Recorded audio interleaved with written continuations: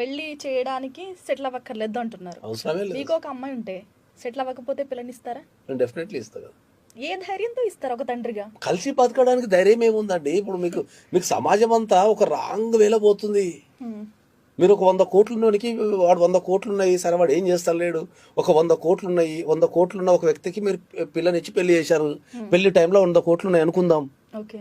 రేపు తర్వాత ఒక 1 ఇయర్కో 2 ఇయర్స్కో ఏదైనా బిజినెస్లో వచ్చి లాస్ వచ్చి వాడు జీరోకి వస్తే, అయ్యో నీ 100 కోట్లు వెళ్ళిపోయినాయి, నా పిల్లని తీసుకొని పోతా అంటావా ఏంది నువ్వు? ఓకే. అంటావా? ఇది ప్రాక్టికల్ గా ఇంపాసిబుల్ అంటావా? నేను అన్నండి. ఎవరైనా సమాజం మరి మీరు ఏం చెప్తున్నారు సమాజానికి? ఈ సమాజానికి ఏం చెప్తున్నారు మీరు? ఆడపిల్లలకైనా మగపిల్లలకైనా నేర్పాల్సింది ఏంది?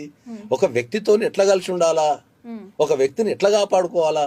నీకు పైసలున్నా పైసలు లేకపోయినా, కెరీర్ సెటిల్ అయినా సెటిల్ కాకపోయినా నువ్వు ఎట్లా కాపాడుకోవాలని నేర్పాలి. కానీ నేను సెటిల్ అయితే పెళ్ళిని ఇస్తా, నేను వ్యక్తి గుణాలే చూస్తా, నేను ఆస్తులు ఏం చూడాలి.